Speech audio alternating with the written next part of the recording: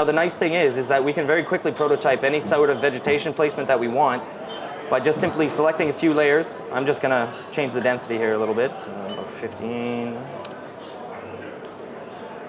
And you just basically click a couple times and you get an instant forest. And as you can see, Xbox 360, PlayStation 3. Now, one of the things that sets Sandbox apart from all of the other editors and interfaces out there is what you see is what you play. We brought this now to consoles as well. So as soon as I desync the camera, you'll see that both the players on both consoles are actually dropped into the game.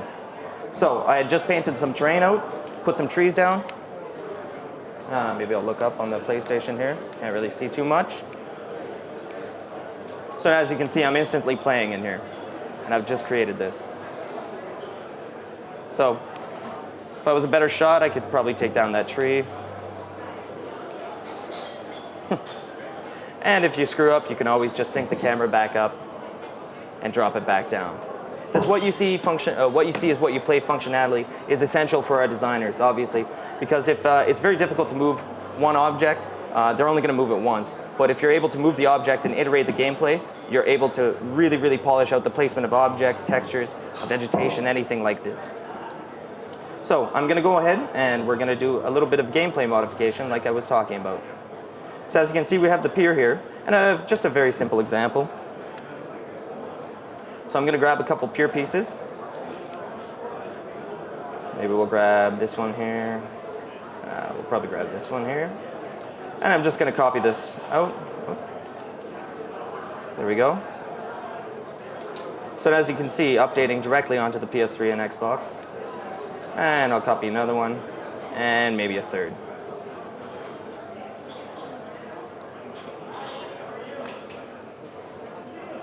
So again, what you see is what you play functionality. I'm just going to jump in, and I'm going to test this little platformer that mini platformer that I've created here.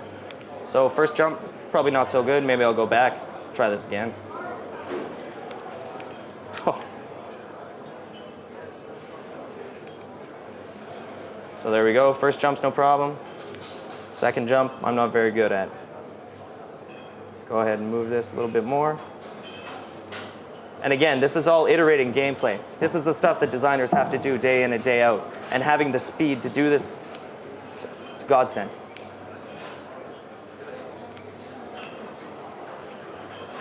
So, like you can see there, it's moved too far. So, simply to move something like this back. All right. So, the final step to the live create features is actually being able to change the actual assets that you have on the ground. So, the first thing I'm going to select again is this pier. And I've already got the pier texture open here in Photoshop, if you can see on the top right screen. And I'm not much of an artist, so I'm just going to do a couple scribbles here. Yes, please. So I do a couple scribbles there. Control S. Oh, somebody open. There we go. And as you can see, that updates directly onto the PC. Takes a second, and then PlayStation 3 instantly. So having this level of interaction with your objects is essential.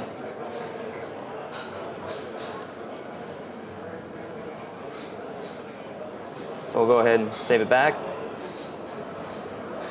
And as you can see, that updates right away. So as the Xbox is still loading up here, I'll show you some of our character creation type.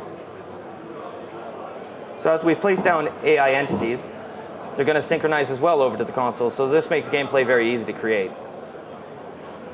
So I'm going to go ahead and open one of our libraries. Xbox is ready. And as the Xbox is up here, I'm just going to hit start. And now I'm just going to enable the Xbox 360 and our console options that I showed earlier. Click OK. And it's just a matter of resyncing that camera back. Now, something you'll notice is that that pier looks very different, obviously, on the Xbox to PlayStation 3 to the PC. So what I'm going to do, I'm just going to sync all the changes that I've made directly to the PlayStation 3 and the Xbox.